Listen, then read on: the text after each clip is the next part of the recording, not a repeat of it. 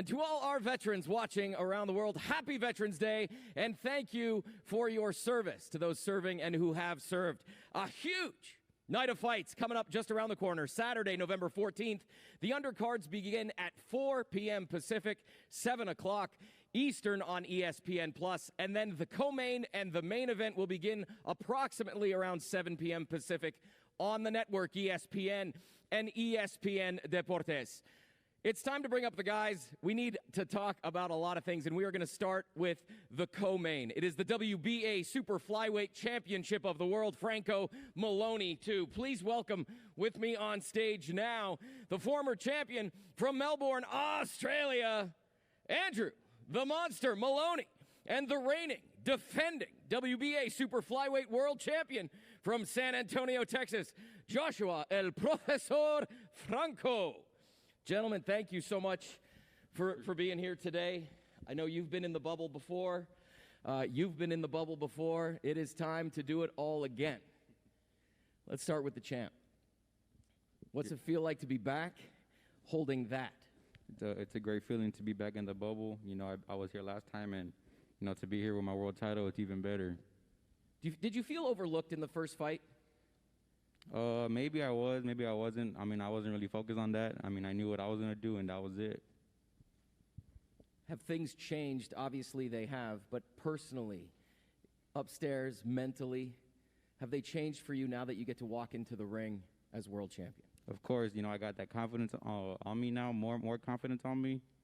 I'm getting better as a fighter. I've grown since the fight, and I'm just gonna continue getting better. I'm going to turn over here. Andrew, last time you were here, that belt was yours. Now you enter as the challenger. How has your mindset changed coming into this rematch? Well, that loss has lit a fire inside of me. I've never been so determined to do anything in my life. And I'm so grateful to Top Rank for giving me the opportunity to have this rematch, to redeem myself and to get my world title back. And I've thought about this fight non-stop for the last 5 months.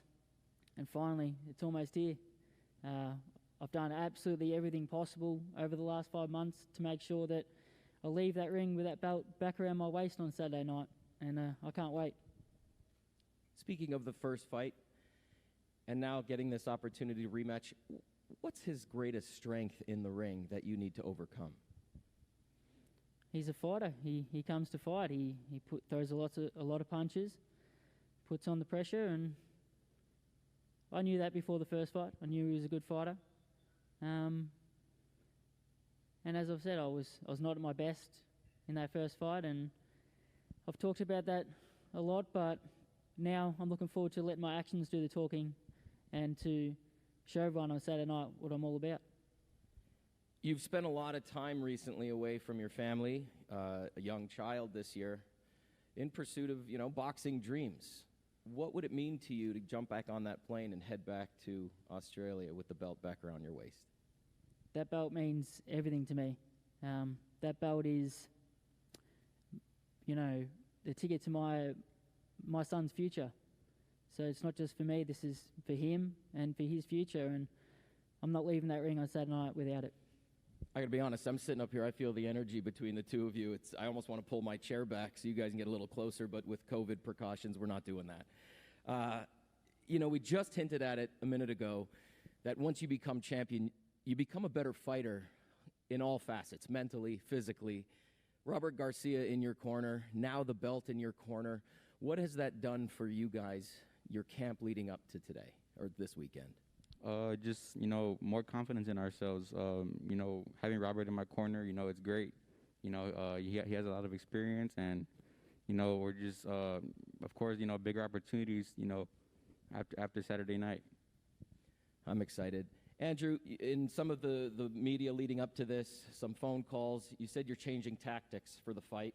Was there anything from the first fight that stuck with you? You don't have to give anything away, obviously, but you've been vocal that you are changing tactics to this fight. You're going to see a much, much better fighter this Saturday night. A completely different fighter, and Franco's going to see that. After the first round or two, he's going to go back to his corner and think, who is this guy? That's not who I was in the ring with last time. And I can't wait to show you that on Saturday. Josh, you put him on the canvas last fight. Were you Were you surprised that the rematch happened so quickly? I was, just because of all the damage that I gave to him, all the damage he took. I mean, but he's a fighter, you know, he has heart. So, I mean, you can't hate him for getting the rematch right away. Well, I don't know about everybody at home, but I'm excited. Gentlemen, I'm going to ask you to just leave your microphones on your chairs. We're going to ask you to move to the X's down here to the front of the platform for your first face-off leading into the weekend. Ladies and gentlemen at home, this is Franco Maloney 2, the rematch, the WBA Super Flyweight World Championship. Franco Maloney 2.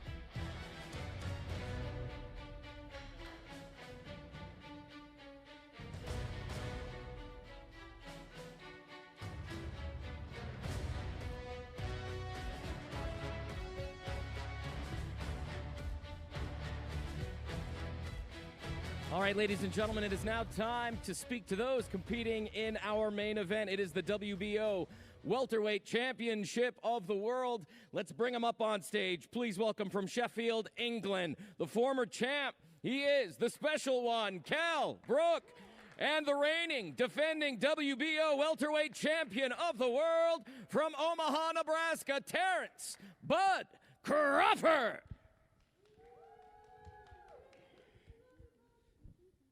Gentlemen, thank you so much for spending time with us today, and welcome again to everybody watching around the world.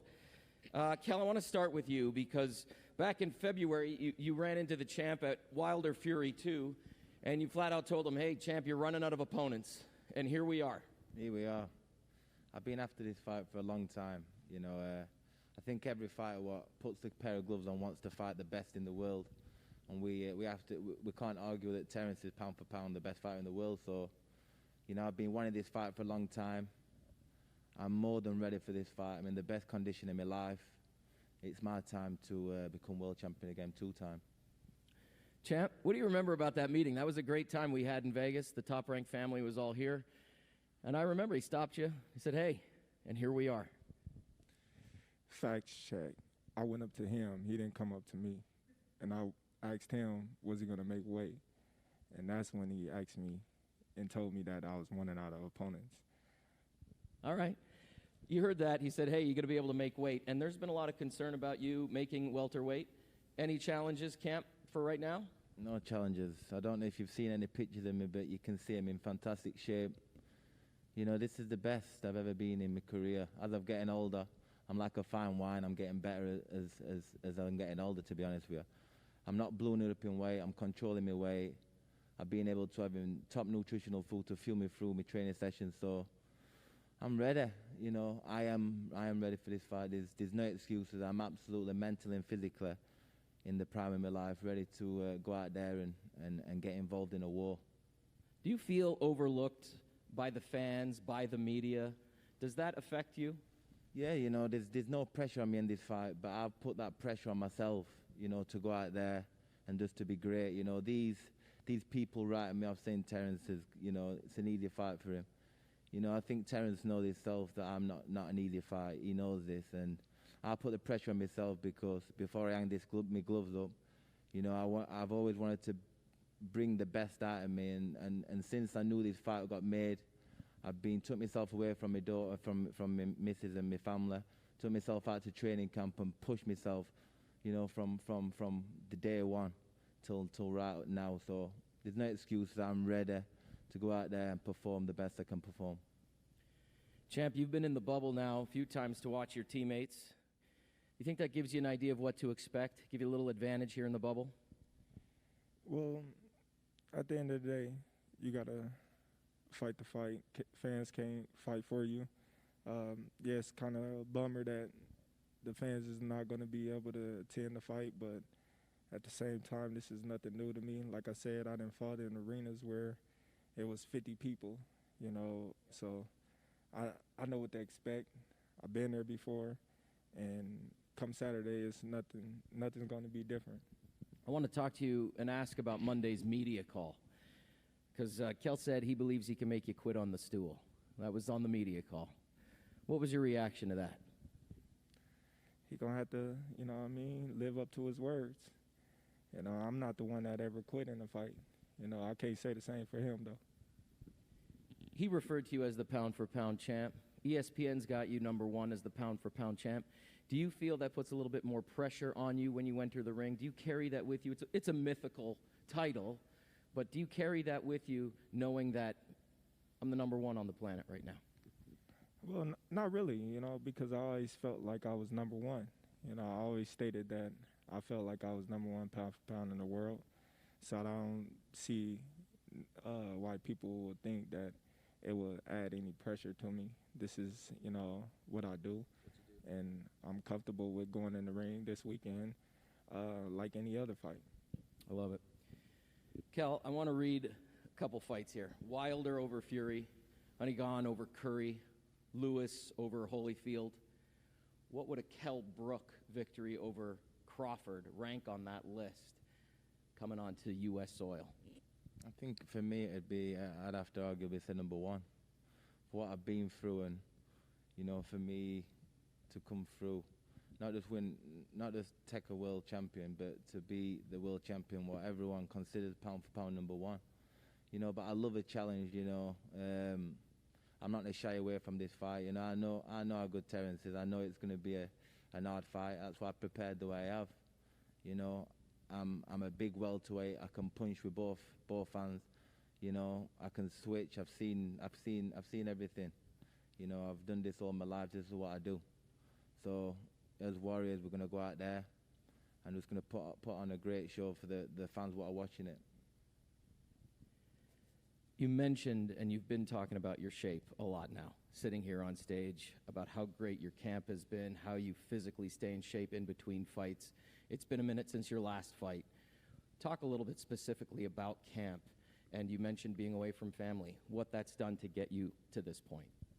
You know, because, you know, where I'm from in Sheffield, you know, it's a ride away from the gym, you know, and there's plenty of distractions for where I live, you know, plenty of distractions. I always start tightening that diet up and the training, getting closer to the fight, and sometimes it's too late. For someone like Terence, I took myself away as soon as I knew this fight were on, and give myself the perfect opportunity to knuckle down and realize why I'm away from my family, you know, to be great. And this Saturday is one of them nights. Champ, you've been in the bubble. It can get pretty quiet in there, but I've got it written down here that your mother and your grandmother and a small, you know, Omaha contingency is going to be in the bubble. What's that going to mean to you, to be able to hear their voices clearly like that in the bubble cheering you on? Well, it means a lot, being that, you know, I never really had too many fights without my family actually being there to support me. And it just added a little more motivation to me going out there and taking care of business come Saturday. Kell, before we wrap up, you got the champ sitting right here. Anything you want to say? There's nothing I can say. The talking's done. There's nothing I can say. All the work's done in the gym. It's just time to perform now. I'm ready. Champ? I wish him the best. Awesome. Gentlemen, I'm going to ask you to put your microphones on the stools behind you. Make your way to the X right there for the first face-off. It is the WBO Welterweight Championship of the World. Kell Brook, Terence Crawford.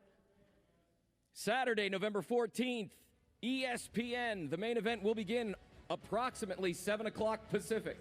ESPN Deportes.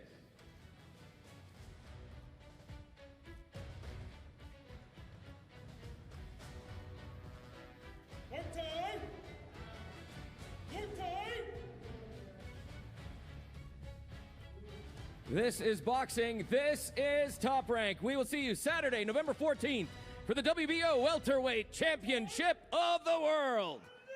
Happy Veterans Day, everybody.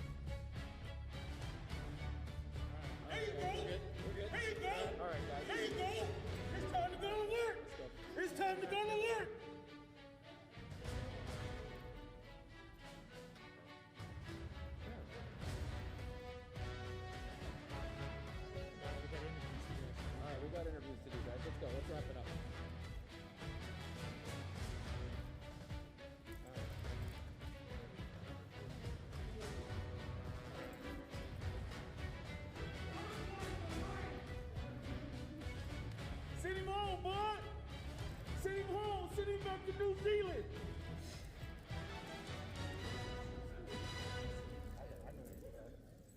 All right, guys, let's go. Thank you, guys. Come on, let's go. Come on, guys. Let's go. All right, come on. I'm helping you guys out. Come on, let's go. Let's go.